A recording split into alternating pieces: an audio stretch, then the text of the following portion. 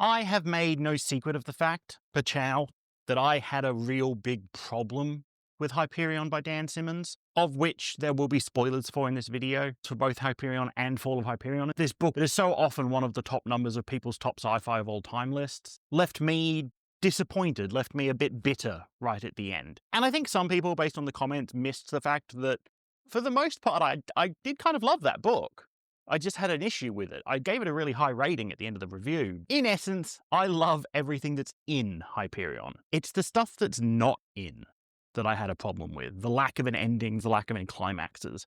And I understand that it's supposed to be a book about the journey and not the destination, but that doesn't fly for me when the entire journey was about discovering these answers, was about exploring the mystery and trying to come to some conclusions, piece together clues to figure out the answers. So if you were anything like me, if Hyperion left you feeling a little bit shocked by the end at the lack of an ending, then Fall of Hyperion by Dan Simmons might just be the book for you, because it's the book for me.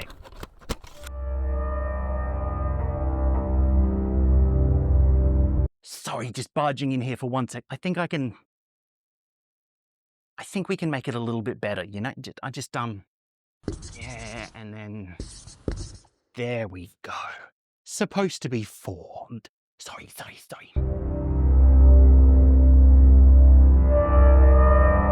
Fall of Hyperion basically picks up right where we left off at the end of the first book, very quickly returning us to the point of view of the pilgrims on Hyperion as they make their way to the time tombs. This time the book isn't told as a series of short stories with interconnecting plot. This time it's told in more of a traditional narrative, and done mostly through the point of view of Joseph ℚ𝕚𝕚, our new point of view character. Somehow Joseph ℚ𝕚𝕚, who, as it turns out, is another manufactured android-ish sort of personality recreation of John Keats, somehow this ℚ𝕚𝕚 is linked not only to the other Keats personality, but seemingly to all the pilgrims, and eventually many of the other key players in the universe.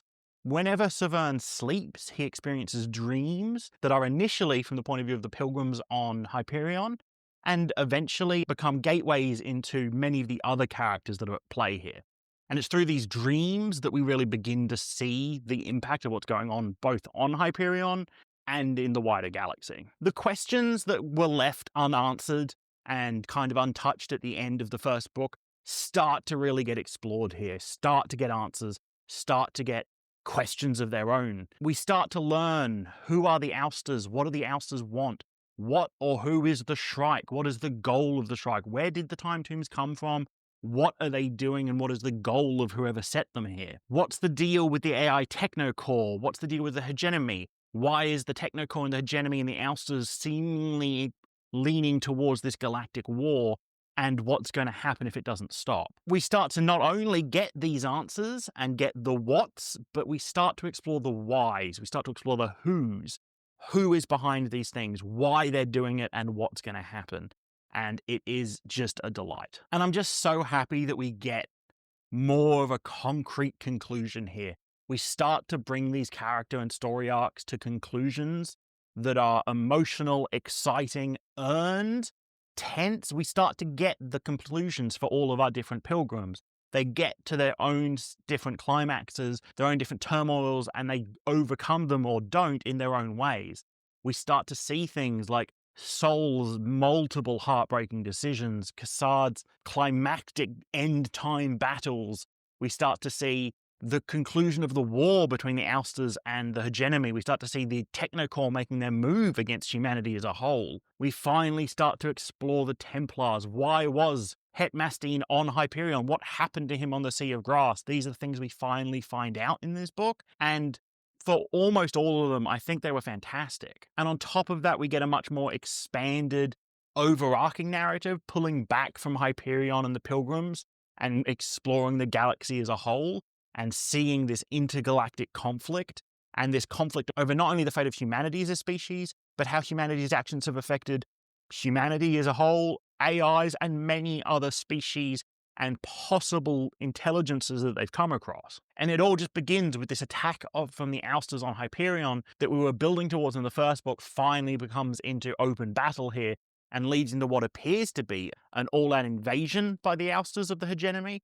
And Joseph Severn's travels earlier on in the book to these different planets, to the different homes of the Pilgrims, make the imminent destruction of these planets feel more visceral, feel more emotional, feel more real in the storyline than if they were just nameless planets we've never seen before. And it's not the Ousters, it's this semi-religious faction within the Technocorps that are trying to bring about the ultimate intelligence that believe they have at some point in the future and are now moving towards that end goal. And it all comes together really fantastically and really nails the ending. I love exploring the Ousters. I love the idea of these humans that understand that to survive as humanity in the greater universe, we don't have to make the planets adapt to us. We have to adapt to the planets, and we have to adapt to life in space. We have to adapt to life in different planets, and we have to change as a species and grow and change and spread among the stars like that, instead of being shackled to the way humans have always done things and the way the AI wants humans to do things. All of it has been fantastic. That being said, there were a couple things that didn't really work out for me, mostly subjectively. The first is I still feel like Cassard's story is the weakest of the bunch. In the first book, I felt like his was the least explored, and he had this weird relationship with a woman who, as it was pointed out in the comments, seems to be entirely based just on sexual encounters. They don't even talk, they don't get to know each other, but she's his dream girl because they have sex every time they meet. And it just felt very weird in ways that I didn't know how to put into words back then, but thanks to that comment, I now do understand that that's the issue I was having with it. And in this, it still kind of comes off as the weakest of the storylines. The big climactic end-time battle that he goes forward to is a fantastic idea and really does tie in a bit to what the Shrike is, why the time tombs exist and what's going on. But I feel like even with like the 1,200 odd pages, 1,400 odd pages of the first two books combined, it just doesn't get enough time, doesn't get explained enough. We don't really get the context as much as I would like of this end time battle. And Cassard and 𝕤𝕤, who we later find out is Sol's daughter, taken forward in time and then sent back in time, just didn't have enough flesh on the bones for me. Secondly, this is 100% subjective. I understand that this is like part of the DNA of the series, but the poetry and the poetry references really doesn't work for me. This might just be because I've never studied like formal English. I've never studied poetry. Before this book, I didn't know who John Keats was, but this almost fanboyism of John Keats that Dan Simmons goes on in this book, and the repeated references to his work, and the repeated poetic phrasing that happens, the repeated poems that get spoken in this book, all fall really flat for me. I found those sections really boring. I understand that John Keats has an unfinished work called Hyperion that is at least somewhat inspirational towards these books, but I guess I just don't care. I just didn't find the poetry aspect of it all that interesting, and I don't feel like by the end anything in there justified for me why the AIs created the John Keats persona, and even so much as did it twice, and why it was John Keats, why it had to be a poet that died of tuberculosis. I'm sure there is a deeper meaning there that is lost on me, but yeah, that bit didn't work for me. And finally, I do still hold a grudge that to get to this ending that I loved, we had to read two different books, two different long books. It has been said to me several times that Dan Simmons originally wrote these first two books as one book, and it was the publisher that cut them in half. And I don't know, I don't think that's true. I don't believe that, because it would be very weird to write one book where the first half is short stories and then the second half is a traditional narrative with a new character introduced. Perhaps an original draft of the story was as one book, but it very much feels like they were written as two separate books. And while I think everything does come to a great conclusion here, I feel like, 1,400 pages to get this story done feels overlong. But again, that's pretty subjective. Perhaps if we didn't have so much poetry in it, we could have done it in one book. All that being said, now that it's done and dusted, I've read the first two Hyperion books. Fall of Hyperion, easily my favorite of the two. The writing in the first one's fantastic, but I can't get over the lack of an ending. I loved Fall of Hyperion. It gets a 9 out of 10 for me. It's not perfect, it's overlong, but the ideas at play and the conclusions and the moving forward of these character and story arcs really, really worked for me. As for the sequels, Endymion and Rise of Endymion, I'm not sure if I'm going to read those. And if I do, I don't think it's going to be anytime soon.